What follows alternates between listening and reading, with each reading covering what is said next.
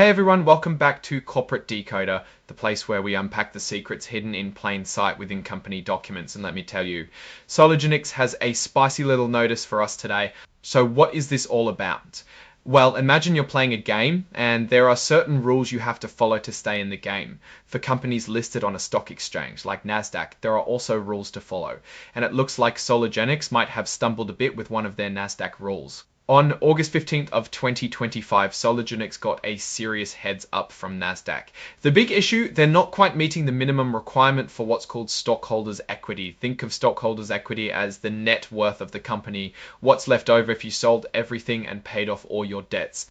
Nasdaq has a rule 55550, B Frien to be exact, which says companies on the Nasdaq capital market need at least $2.5 million in stockholders' equity. Sounds pretty straightforward, right? But here's the kicker.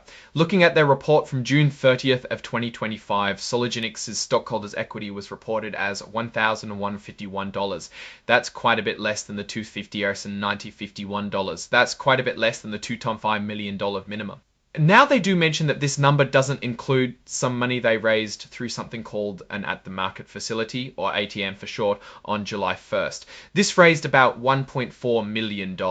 So while this cash infusion might push them closer to the required amount, it seems it wasn't enough to clear the hurdle by the time this report was filed. And it gets a bit more complicated. They also checked if they met other ways to stay listed, like having a certain market value or showing good profit. Apparently, they don't meet those alternative rules either, as of the date of this report. This means they really need to focus on that minimum equity requirement. Now don't panic just yet. Nasdaq sent this notice, but it doesn't mean Soligenix's stock is immediately kicked off the exchange. Their stock with the symbol SNGX is still trading and will continue to trade for now as long as they follow the other Nasdaq rules. Nasdaq has given Soligenix a deadline. They have 45 days, which is until September 29th, 2025, to come up with a plan and show Nasdaq how they're going to get back into compliance with that minimum equity rule. And if the plan they submit is good, Nasdaq might give them more time, up to 180 days from the date of the notice, to actually fix the problem and show they've met the requirement. That's about 6 months. Soligenix is actively looking at what they can do to get back on track, and they plan to submit their plan to Nasdaq on time. They're basically saying they're going to try their best to meet the requirements. However, and this is a big however, they acknowledge that there's no guarantee their plan will be approved by Nasdaq, or even if it is approved, that they'll actually be able to fix the problem within the given time. This is a pretty standard part of these notices to manage expectations. So what happens if things go wrong, if Nasdaq doesn't like their plan, or if they submit a plan, it gets approved, but then Soligenix still can't meet the equity requirement within those 180 days? Or if they mess up another rule, Nasdaq can then officially say their stock will be delisted. Delisted means it won't trade on Nasdaq anymore. But even then, it's not over. Nasdaq rules allow companies to appeal if their plan is rejected or if there's a delisting decision. They can take their case to a Nasdaq hearings panel. And if they request a hearing, any action to suspend or delist their stock is put on hold until the whole hearing process is finished. They could even get more time from that panel. It's like a second chance or even a third chance to prove themselves. Now, as with most of these filings, there's a section about safe harbor for forward-looking statements. This basically means when they talk about future plans and expectations, they're covering themselves legally. They're saying, hey, these are our hopes and guesses, but things could change and we're not responsible if they don't happen exactly like we say. This is important to remember whenever you read any news or company statements about their future. And finally, they wrap up with the standard stuff about exhibits like the actual cover page data.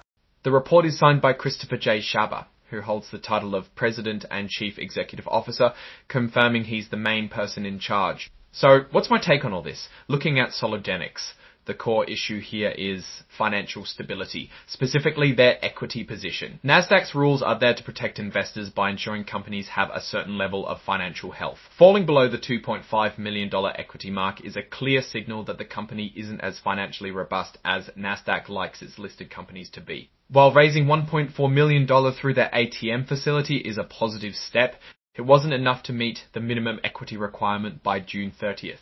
This suggests that either their overall financial performance or their cash burn rate is a concern. Companies listed on a growth stage exchange like the Nasdaq capital market are expected to be on a path to profitability, reinforces this point. The risk here is clear. If they can't present a convincing plan to Nasdaq, or if they fail to execute that plan, they could be delisted. Delisting can significantly impact a company's ability to raise capital and can also deter investors, potentially leading to a drop in stock price and liquidity issues. On the flip side, the company is clearly aware of the problem and is actively working on a compliance plan. Their ability to regain compliance will depend on their financing strategies, operational performance, and potentially favorable market conditions. A strength could be their proactive approach to addressing the issue and the opportunity to appeal if things go south. Ultimately, Soligenix is in a precarious position regarding Nasdaq's listing requirements. Investors should closely monitor their progress in submitting and executing their compliance plan. The company's future on Nasdaq hinges on its ability to shore up its financial health and demonstrate sustained growth or a clear path to it. That's our breakdown of Soligenix's latest filing. What's your take on these numbers and what they signal for the company's future? Drop your thoughts in the comments. If this analysis was valuable, hitting that like button really helps, and subscribe for more deep dives. Don't forget to check out the Discord in the description. Thanks for watching. See you next time.